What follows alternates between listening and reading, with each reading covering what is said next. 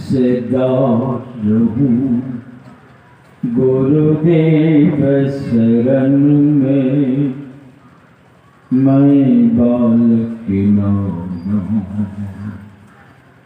कृपा सिंधु तुम्हें हो गुरु, दोजिक है क्या।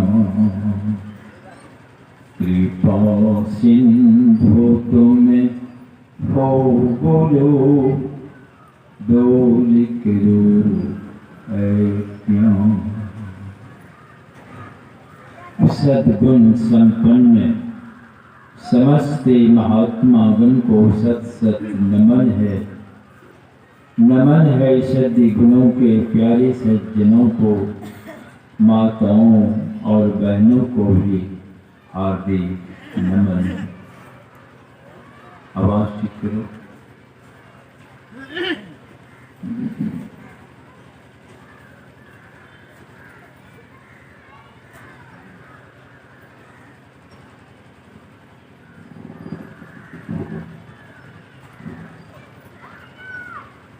अभी हम सब लोग योग और ज्ञान संबंधित बातों को पाठ के क्रम में सुने।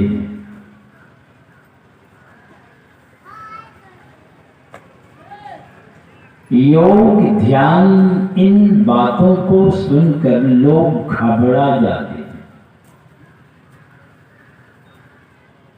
बड़े भोले भाले लोग आपस में क्या बोलते हैं कि ओ बाबा ये हमरा सनी से सफलता है, एकरो वास्ते तो घर द्वार सब छोड़े पड़े थे, हमरा नहीं तो बाल बच्चा खेत पथार में डूबलो रहे। पर ऐसी बात नहीं है। आप बाल बच्चों के बीच में रहिए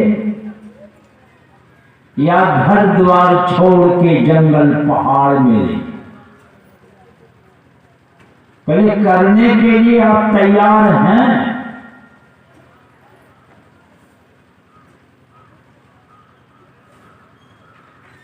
कितना कठिन है और कितना सरल है।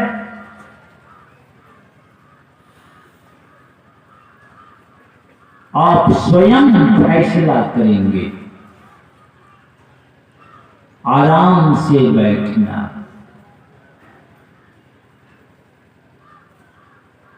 तो सोफा सेट पलंग पे बैठेंगे तब होगा। अगर ऐसा ही होता तो टाटा डालमिया बिरला सर के पास कोई कमी नहीं है, पहले ही योगी बन जाते हैं।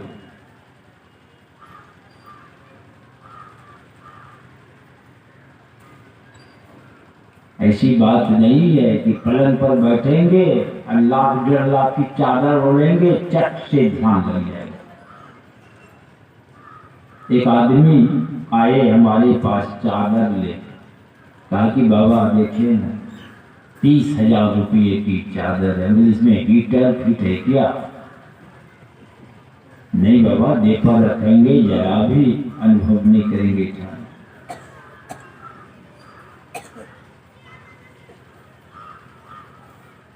नहीं है कुछ आपके पास, झूल चट्टी बोरिया तो है, आराम से उसी पर बैठिए।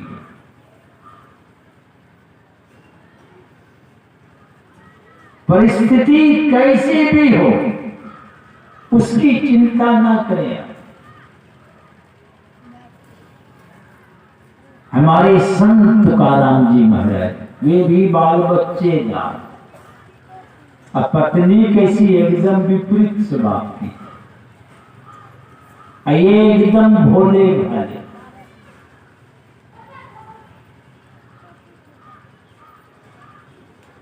इतने सरल भोले, कोई आ जाए द्वार पर हाथ पसारते,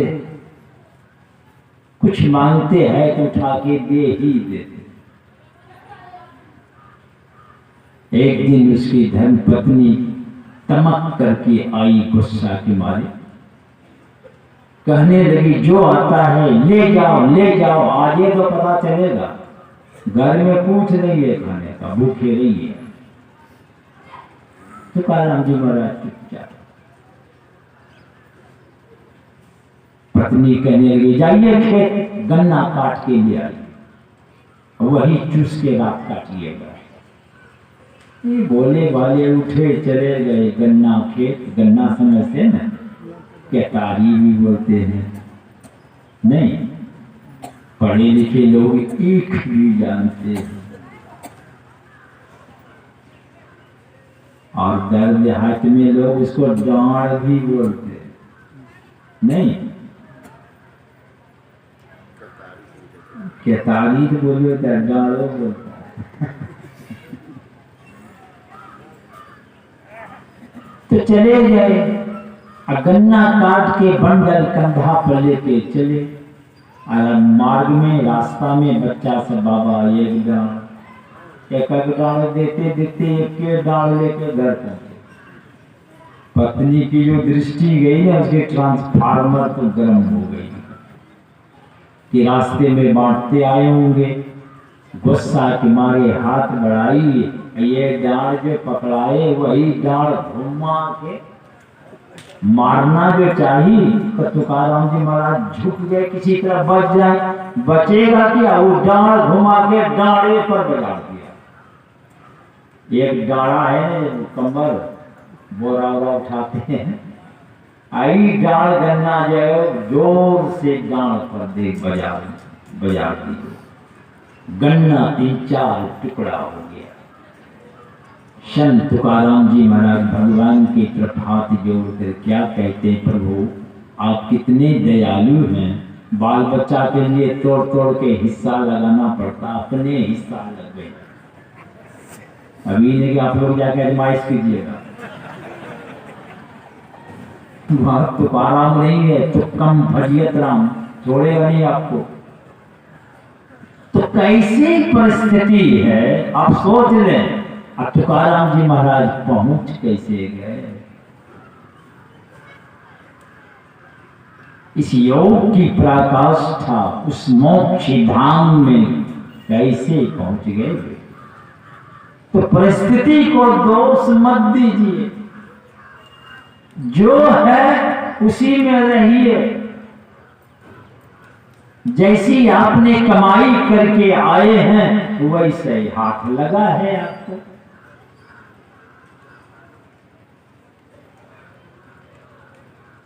परिस्थिति को दोष मत दीजिए, बस मनुष्य का शरीर मिल गया है, यही है। ये योग बन जाए, ये ध्यान बन जाए। देखिए कोई काम है उसका कारण होता है, बिना कारण से कोई कार्य नहीं होता। ये माइक हमारे सामने है, यही माइक के कारण मेरी आवाज 10 गुना बुलंद होके निकल रही है। इस कारण को हटा दीजिए, कई आदमी सुनेगा।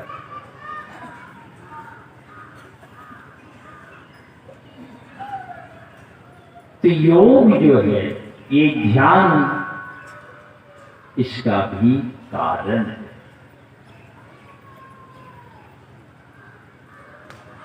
पर हम हैं दुविधा में, पराये लोग बहुत घर जाते हैं। एक एक घर में मैं देखा हूं, एक कोठरी देखता सजाए हुए हैं फोटो मूर्ति सब। गुरु महाराज को भी देखे उसी बीच में इतना से नूर टिक्का लगाए हैं कि मुंह कान सब बराबर कर दिया।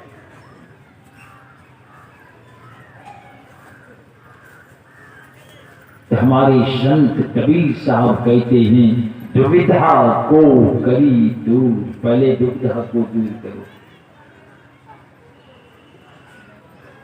किस देवता को पकड़े, किसको पूजे, किसको क्या करे, उधेर गुण में पड़े हुए हैं। तो कहते पहले दुविधा को दूर करो। तो कहां जाए दूर करने, ब्रह्मा जी तो गए शंकर भगवान के पास। अगर भगवान शंकर मिल जाए तो जाइए उनके पास।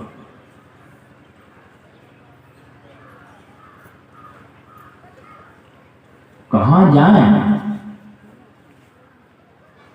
तो कबीर साहब कहते सदगुरु ध्याइए, सदगुरु के पास जाओ। तो सदगुरु के पास वे क्या करेंगे आपको? तो कबीर साहब कहते हैं आनंद देव की सेव ना चित्त लगाइए।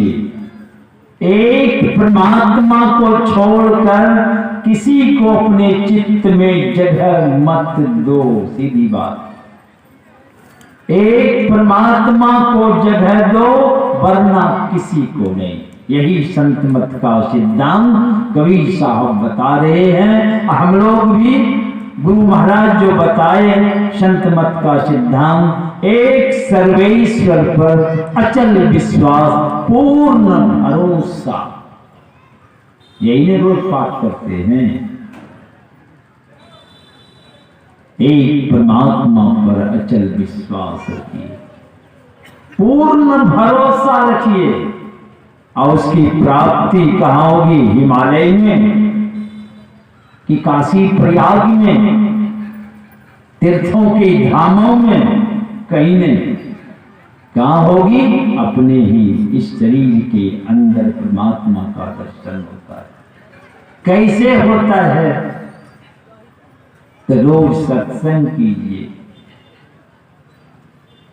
गुरु की निष्कपट सेवा कीजिए और नित्य ध्यान का अभ्यास करना पड़ेगा। तो हमारे गुरु महाराज बड़ी मजबूती के साथ कहते हैं यही पांचों मोक्ष का कारण है। पर अब तक मोक्ष में नहीं पहुंच सके हैं। कारण तो कुछ है जरूर। नहीं पहुंचने का भी कारण होता है, जो पहुंच गया उसका भी कारण होता है। एक कारण पहुंचने नहीं देगा, एक कारण पहुंचा देगा। यही पांचों आपको पहुंचा ही देगा वहां। इसके अलावे अगर कोई पकड़े है तुझको तो कभी नहीं पहुंचिएगा। इसीलिए गुरु महाराज कह यही पांचों मोक्ष का कारण है। हमारे कबीर साहब भी बता रहे हैं कि किसी को जगह मत दो, एक परमात्मा को जगह दो अपने अंदर। अगर जगह दिया परमात्मा के अलावे तो आन देव की सेव भली नहीं, जीव को तुम्हारी भलाई होने वाली नहीं है। कहे कबीर बिचारी नो पावे पीब को, तुम्हें परमात्मा नहीं मिलेंगे। सीधी बात,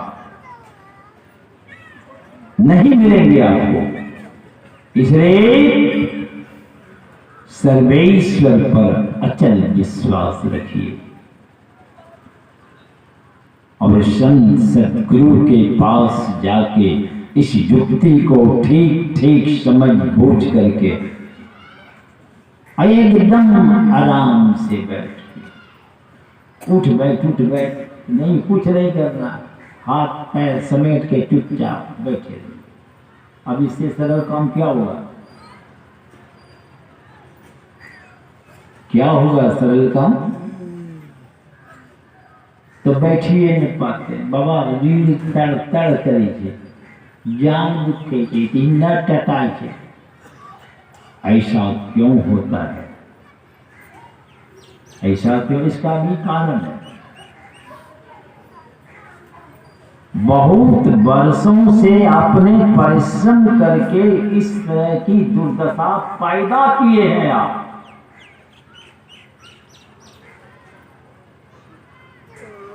बड़ी मशक्कत करके स्थिति को लोग खड़ी करते हैं। ये शरीर परमात्मा ने दिया है कि बहुत लड़ते हैं। ये रोगी होना नहीं चाहते हैं, पर आप बरसों मेहनत करके वो रोगी बनाए, बनना नहीं चाहता है।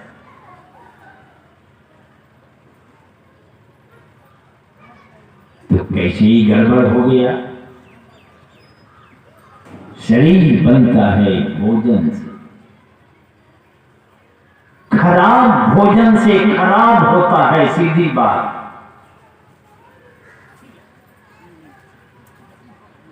तो आप कहेंगे हम तो रोटी खाते हैं, भात खाते हैं, दूध दही खाते हैं, फल फलेरी साग सब्जी खाते हैं। अभी इतने में से बेटों को खड़ा करेंगे तो करीब करीब आधा तो जरूर है डायबिटीज या प्रेशर वाले होंगे। यही मंचों पर है, नहीं है? हम भी 5 साल से हाई ब्लड प्रेशर में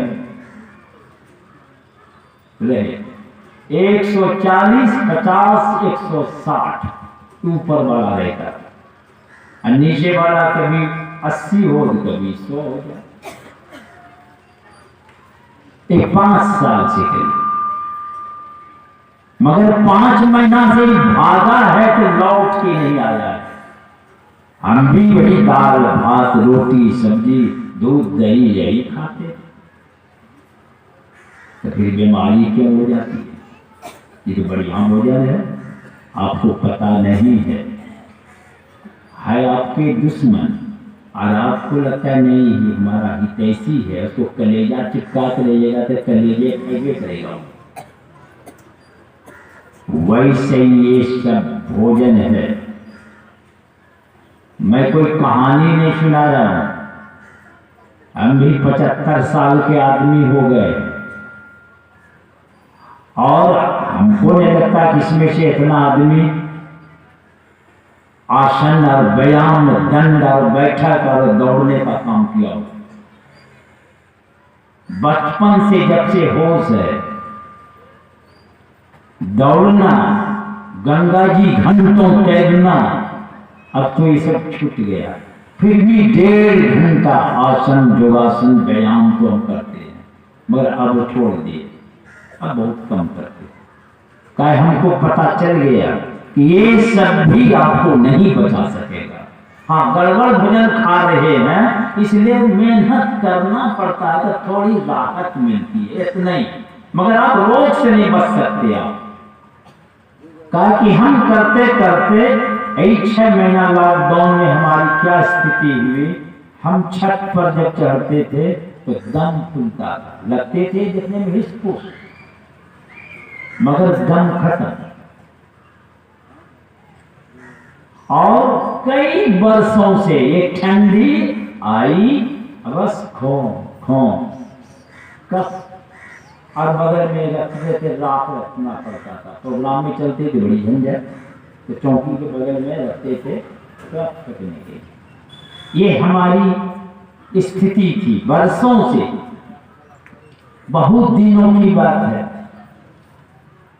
गुरु महाराज 1 महीना के लिए प्रोग्राम में जाने लगे तो राम लगन बाबा मुझसे कहे कि हम लोग जा रहे हैं प्रोग्राम में, आप रहिएगा जनवासा में। जब हम लोग लौट के आएंगे तब आप कहीं जाइएगा। तो 1 महीना वही जनवासा में हम रहे। काम हमारा इतना ही, 4 बजे उठे, झाड़ू लगा के दरी बिछा